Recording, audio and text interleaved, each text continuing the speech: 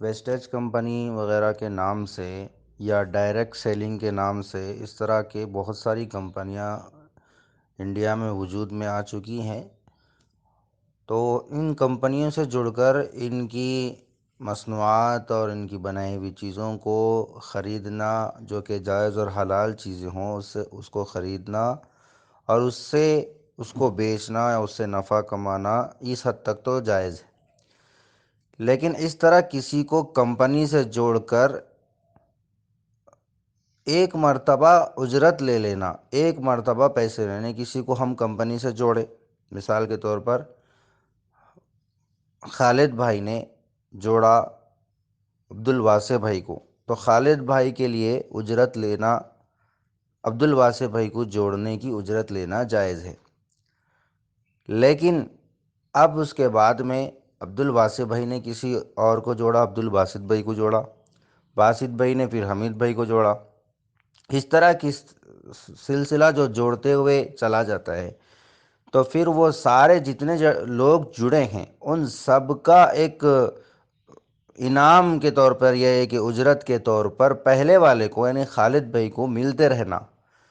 یہ اس طرح سے ملنا یہ جائز نہیں ہے۔ اس کا کمیشن یعنی دوسرے لوگ، نیچے کے لوگ محنت کر رہے ہیں اور ایک مرتبہ جو آدمی محنت کر لیا پہلی مرتبہ خالد بھائی نے، تو ان کو بھی اس کی جو ہے اجرت ملتے جانا یہ درست نہیں ہے، اس لیے اس کی اجازت نہیں ہے۔ ایک مرتبہ اگر لے لیتا ہے تو پھر اس کی گنجائش ہے۔ دوسری بات یہ کہ عام طور پر اس طرح کی کمپنیوں میں حلال حرام کی کوئی تمیز نہیں رہتی، ٹھیک ہے، حلال چیزیں اس کے اندر بیچی جاتی ہے یا حرام چیزیں بیچی جاتی ہے، ان کو وہ کمپنی والا جو مصنوعات تیار کرتا ہے وہ حلال ہی تیار کرتا ہے یا حرام تیار کرتا ہے، بولتے تو سبھی ہیں کہ حلال ہے تاکہ مسلمان بھی جڑے، تو اس طریقے سے جو ہے مسلمانوں کو بھی جھانسے میں لیا جاتا ہے اور پھر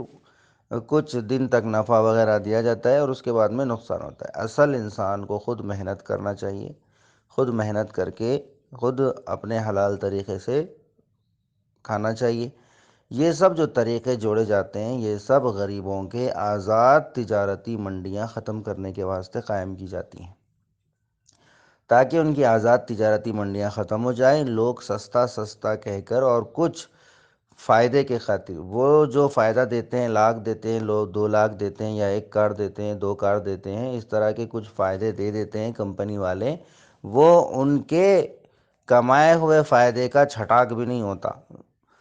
زیرہ بھی نہیں ہوتا ان کے کمائے ہوئے نفع کا، وہ دے دیتے ہیں اور غریب اس پہ خوش ہو، 1 2 3 غریبوں کو دے دیا کسی میں سے،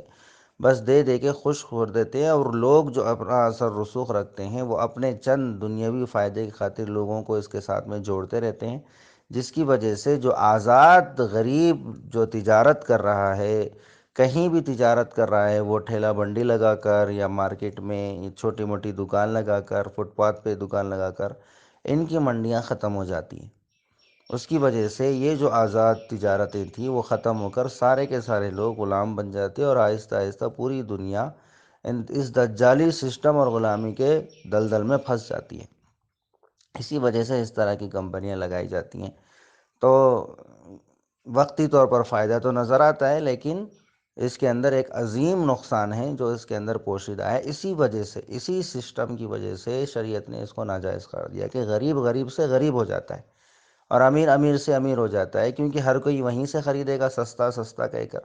تو مارکیٹ کے ریٹ کو گورنمنٹ بڑھا دیتی ہے اور ان کمپنیوں کے ریٹ کو گھٹا دیتی ہے، اور پھر ان کمپنیوں سے ان کا معاہدہ ہوتا ہے،